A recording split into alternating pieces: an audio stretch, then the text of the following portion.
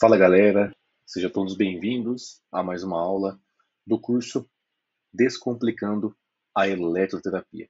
Essa aula aqui eu quero trazer alguns conceitos para você sobre ultrassom terapêutico, os fatores de atenuação e profundidade, tá? Então, nós temos diversas marcas de ultrassom terapêutico nacional, né, que nós utilizamos na prática clínica nossa, seja em estágio, seja durante nossos atendimentos no estúdio de Pilates, nossa clínica de reabilitação, ou no clube esportivo que você atue, tá? E nós temos algumas particularidades e eu vejo que nos colegas de profissão tem aí dificuldade de utilizar o ultrassom ou de calcular aí a sua intensidade devido a esses fatores de atenuação e profundidade da articulação, tá? Então, o ultrassom terapêutico, ele é uma ferramenta importante na prática, né, do fisioterapeuta para promover efeitos terapêuticos nos tecidos através de ondas sonoras de alta frequência, tá? Então, uma breve revisão lá. O ultrassom ele é considerado alta frequência, né? Então ele tem as suas ondas sonoras acima de 20 mil Hz, tá? Lembrando que a baixa frequência é de 0 a 1000 Hz, a média de 1000 a 10 mil e acima de 10 mil já é considerado alta frequência, tá?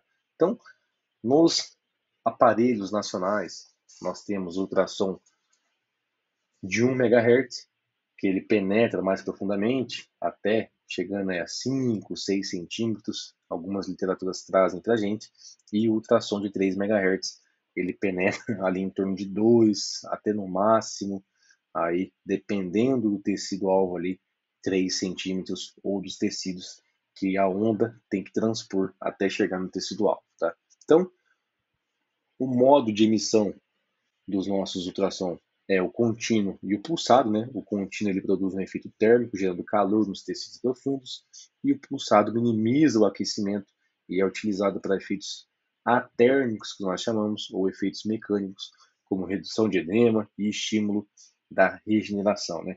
Eu gosto muito de falar que o ultrassom ele é um pró-inflamatório, onde ele acelera esse processo inflamatório, que consequentemente acelera esse processo de regeneração dessa lesão que nós estamos tratando, né? Então, a intensidade dele, né, que faz essa questão dos fatores de atenuação e da profundidade, ela é medida em watts por centímetro quadrado, tá? E intensidades mais altas produzem maior efeito térmico, né? Enquanto intensidades menores são usadas para os efeitos atérmicos e os efeitos mecânicos, tá? O que é a era do nosso ultrassom, né? A Effective Radiation Area é a era, né, que é a área efetiva da cabeça emissora do ultrassom que realmente emite ondas sonoras, tá? Ela é geralmente menor que a área física do transdutor, né? Então, igual eu deixei aqui na imagem, o transdutor, ele é o vulgarmente chamando, que a gente chama conhecido, né, como o famoso cabeçote, tá? Então, o cabeçote do nosso ultrassom transdutor, por exemplo, de 1 ou 3 MHz, que nós chamamos, né? E a era é como está ilustrado aí, ela é menor que esse tamanho do nosso transdutor, tá? Quanto maior é a era do nosso ultrassom, maior é a área tratada de forma eficaz, né? Então, se você tem uma era muito baixa, você tem que ter um tempo de terapia maior, né? Então, quanto maior a era também, o tempo de terapia ele fica reduzido quando você calcula ali o tempo total de terapia, tá? E com essa era maior, a área tratada fica mais eficaz, tá? E quais são os efeitos fisiológicos do ultrassom no corpo humano, né? É aumento da temperatura nos tecidos, especialmente músculos e tendões, tá?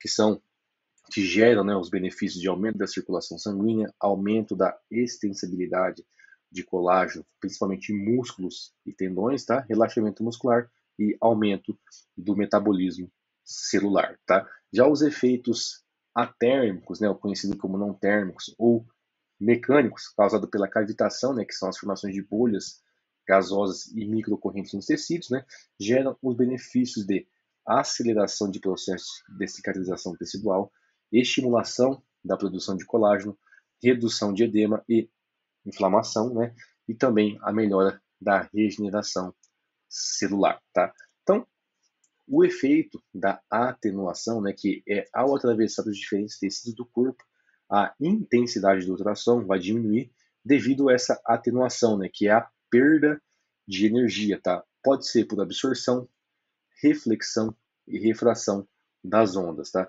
Essa perda, ela vai variar de acordo com as características de cada tecido, tá? Mais pra frente eu vou te mostrar uma imagem que eu criei para ilustrar como que é a absorção do ultrassom dentro dos nossos tecidos do corpo humano, tá? E como funciona esse coeficiente de absorção, né?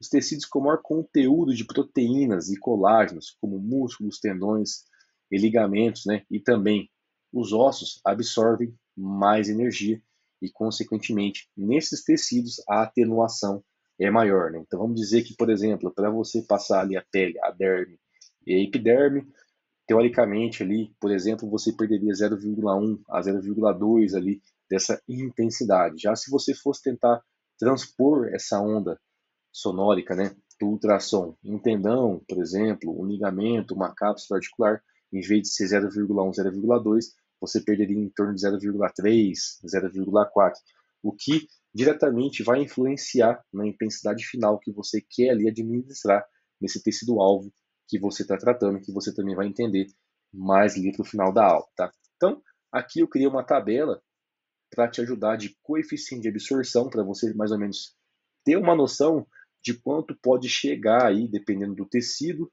da pessoa, do indivíduo que você está tratando, né? Mas para você ter uma base e correlacionar quando você for selecionar a intensidade em watts por centímetro quadrado para entregar lá no seu paciente para tratar o tecido-alvo que você almeja ali tratar com ultrassom, tá? Então a gente vê ali que a pele, a epiderme e a derme, você pode perder de 0,2 a 0,4. Se você pegar ali um tecido adiposo, você pode perder em torno de 0,1 a 0,2.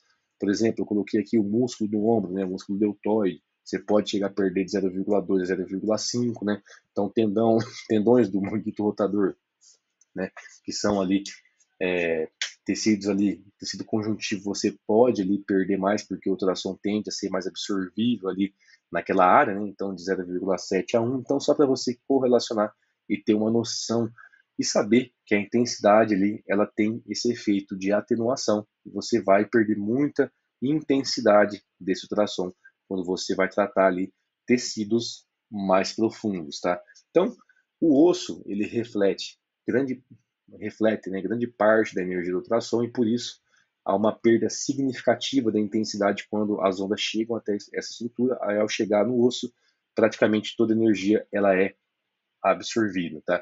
Então, o princípio da reflexão e refração é quando o ultrassom encontra uma interface entre dois tecidos com diferentes densidades acústicas, né? Por exemplo, ali entre músculo e osso, esse espaço que tem ali entre esses dois tecidos, parte dessa energia pode ser refletida, o que contribui para a perda também dessa intensidade, tá? A frequência, quanto maior a frequência, por exemplo, a frequência de 3 MHz, maior é a atenuação pelo efeito de absorção, tá? Não é pela reflexão ou, ou pela refração, tá? Então, ela é pela absorção e ele é absorvido mais rapidamente nos tecidos superficiais. Então, a frequências mais baixas, né, de 1 MHz que penetram mais profundamente, sofrem a maior perda de intensidade à medida que atravessam os tecidos, tá? Então, aqui eu coloquei um exemplo para você entender da questão dos tecidos que têm menor absorção do ultrassom, da onda ultrassônica, e os tecidos que têm maior absorção dessa onda ultrassônica, tá? Então aqui foi para exemplificar as informações ali referente, né, a quanto maior, né, essa frequência, né? Então, por mais que nós façamos a analogia de que 1 MHz é mais profundo que 3, mas em questão numérica, a frequência maior é de 3 e a menor é de 1 pela parte numérica e não aqui pela parte de profundidade de penetração, tá? Então, no 3 MHz, a atenuação aí, a absorção é maior, né, por esses tecidos, e a de 1 MHz tem maior perda de intensidade, porque ele tem que transpor vários tecidos até chegar no tecido-alvo a ser tratado e essa profundidade que ele entrega, tá? Então, Aqui só para você relembrar anatomicamente como é a estrutura, por exemplo, do ombro, né? Onde nós temos diversas estruturas, né, para ser tratado. Então, você imagina num espaço intra-articular, você despejar essa onda ultrassônica, aplicar a ultrassom na sua prática clínica, né? Você tem que transpor diversos tecidos, por exemplo, até você chegar ali numa cavidade glenoide ou você chegar num tendão, numa cápsula articular, você vai ter que passar diversos tecidos, tá? E aqui eu coloquei para você também se atentar referente às profundidades das estruturas anatômicas, tá? Desde o tecido mais superficial, que é a pele, até a cavidade glenoide, né? Que é onde o úmero se encaixa, para você ter uma noção em centímetros e profundidade para você correlacionar com a sua intensidade na prática clínica, tá? Então, a pele, que é a epiderme e a derme, ela está em torno ali de 0,2, podendo chegar até 0,3 centímetros, né, de profundidade. Já o tecido adiposo ali de 0,5 a 2 centímetros. Para você chegar até o músculo ali, você está chegando em torno de 3 centímetros de profundidade, né?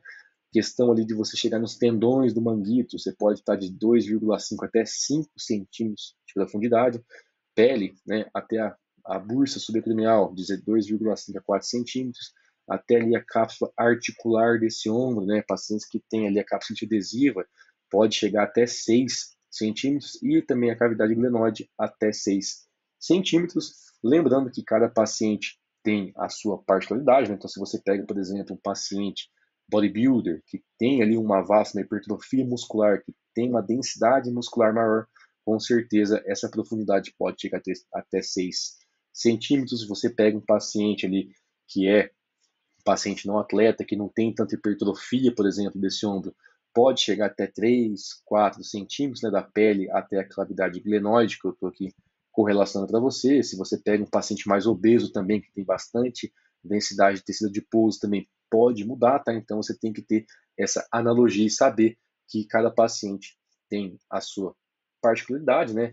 Essa questão da profundidade, porém você tem que ter essa base e tem que imaginar mais ou menos essa profundidade para entregar uma intensidade correta no tecido-alvo que você quer tratar, tá? Então aqui eu fiz também esse mesmo desconto, né? E coloquei aqui, elenquei os 13 tecidos, né, do corpo humano que nós temos ali que transpor até chegar à nossa onda ultrassônica, tá? Então, desde a epiderme até o 13º, que é o osso, para ficar também de exemplo, para você ver o tanto que nós temos que transpor até colocar essa onda ultrassônica ali no nosso paciente, tá? Então aqui eu peguei um caso, por exemplo, para você entender, digamos que nós queremos tratar ali uma tendinite de supra-espinhoso, do tendão do músculo supra-espinhoso.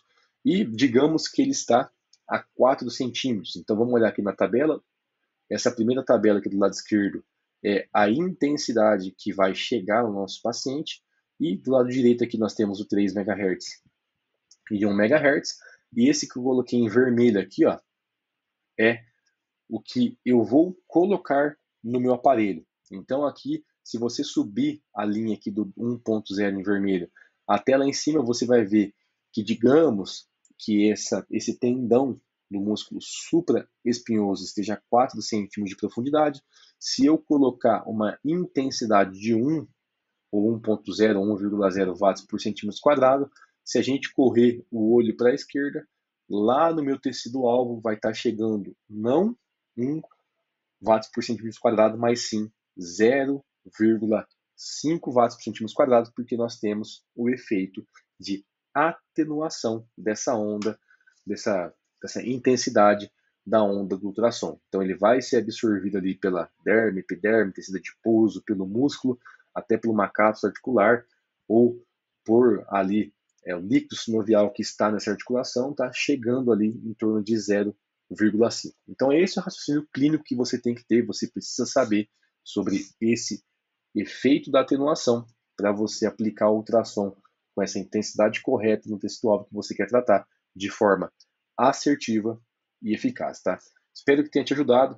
Se você gostou dessa aula aqui ou se você tem alguma dúvida, deixe aqui nos comentários, tá? Lembrando que essa aula é uma aula do curso Descomplicando a Eletroterapia terapia para ajudar você a desenvolver o raciocínio clínico para tratar seus pacientes com os aparelhos de eletro com assertividade e segurança. Um abraço e eu vejo você na próxima aula.